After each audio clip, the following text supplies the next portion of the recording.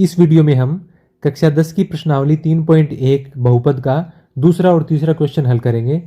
ये राजस्थान बोर्ड के सिलेबस के अनुसार है और सीबीएसई में ये दूसरी प्रश्नावली है। अब इसमें क्या है, एक द्विघात बहुपद ज्ञात कीजिए जिसके शून्यकों के योग तथा गुणनफल क्रमशः दी गई संख्याएं हैं। आपको दो दो संख्याएं दी गई हैं, ये शून्यक नहीं है, ध्यान रखना आपको। यदि शून्यक दिया हुआ हो तो सवाल अलग होता है। ये दिया गया है, पहला तो दिया गया है शून्यकों का योग और दूसरा दिया गया है शून्यकों का गुणनफल। तो ऐसी स्थिति में आपको क्या ज्ञात करना है, दो घात का एक बहुपद ज्ञात करना है। उसको ज्ञात करने का सूत्र ये होता है, बहुपद बराबर के गुणा, ये के कोई वास्तविक संख्या है, इसमें बटे में या ऊपर कोई कॉमन आ जाए उसको बाहर निकाल देंगे और उसको इसी को के लिखेंगे। एक्स स्क्वायर माइनस शून्यकों का योग गुणा एक्स प्लस शून्यकों का गुणनफल। या आप इसको ऐसे भी लिख सकते हो, एक्स स्क्वायर माइनस शून्यकों का योग क्या होता है, लिखते हैं हम अल्फा प्लस बीटा, उसके गुणा में एक्स और प्लस शून्यकों का गुणनफल।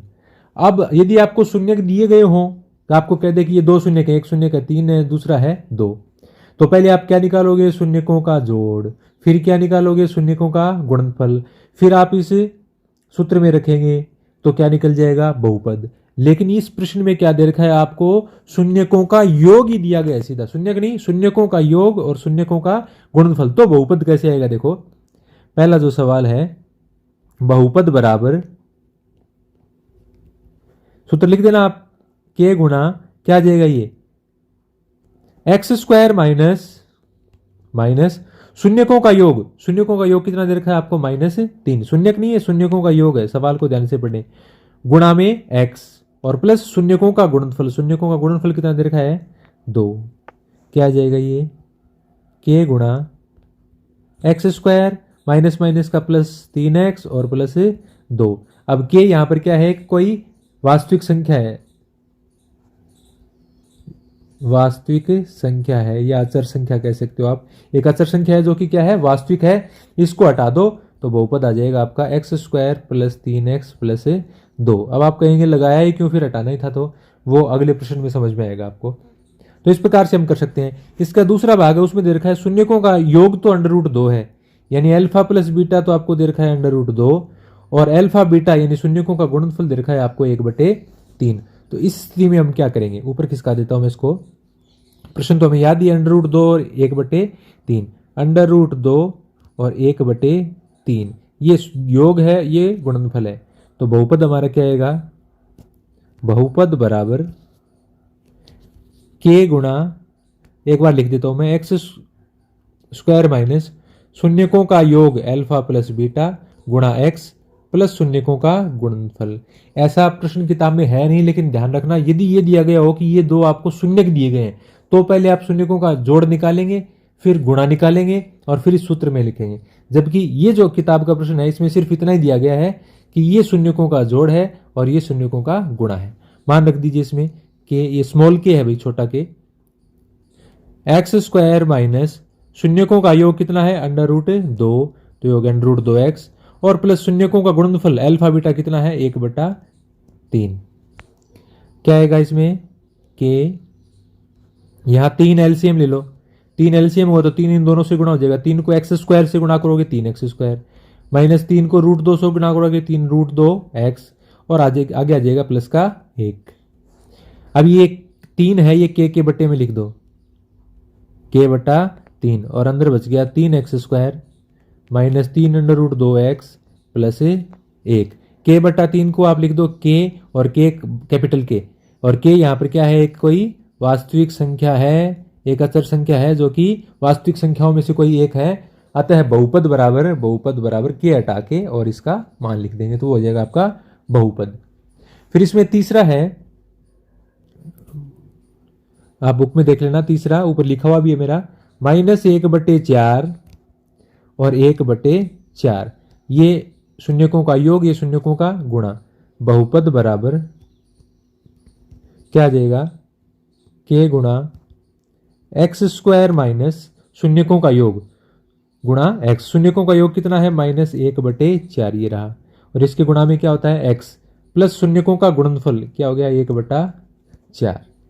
क्या आ गया ये, के एक्स स्क्वायर माइनस को माइनस से गुणा किया प्लस, एक को एक्स से गुणा किया, एक्स बटे 4 प्लस 1 बटे 4, क्या आ गया ये के।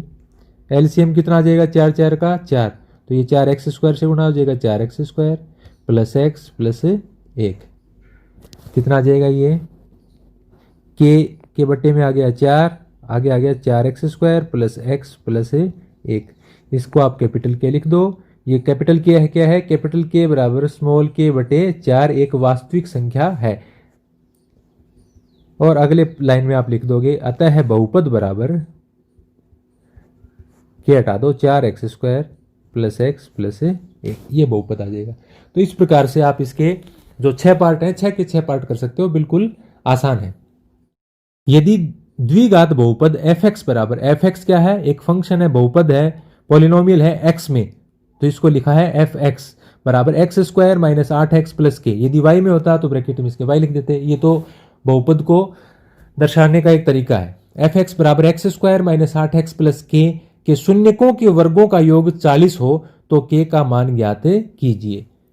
बहुपद क्या है हमारा, fx बराबर x square minus 8x plus के, माना इसके 2 शून्यक, अब इसमें के दे रखा है तो शून्यक तो निकलेंगे नहीं आसानी से, माना इसके हमें के का मान निकाला है, इसके 2 शून्यक अल्फा व बीटा है, तो शून्यकों के वर्गों का योग आपको 40 दे रखा है। अब हम शून्यकों का जोड़ और गुणा तो निकाल सकते हैं, कैसे, इस शून्यक में, इस बहुपद में a कितना है, एक्स स्क्वायर का गुणांक 1, देखो इससे a x square plus b x plus c, इससे तुलना करेंगे, एक्स स्क्वायर का गुणांक a, तो यहाँ एक्स स्क्वायर के गुणा में कोई संख्या नहीं दिख रही, मतलब 1।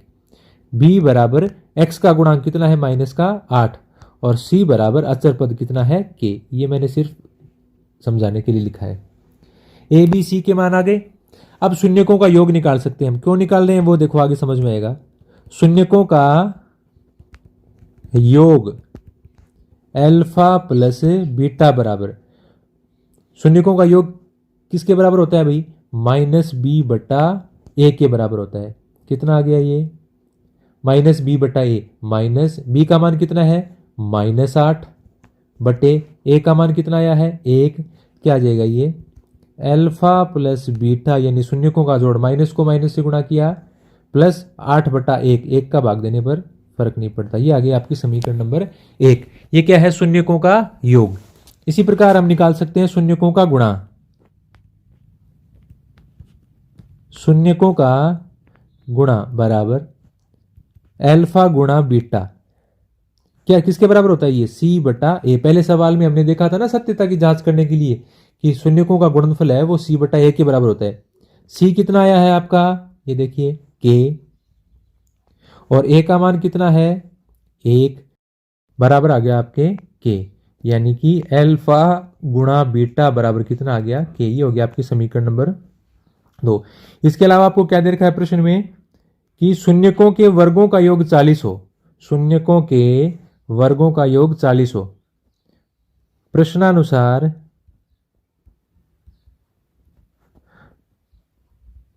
शून्यकों के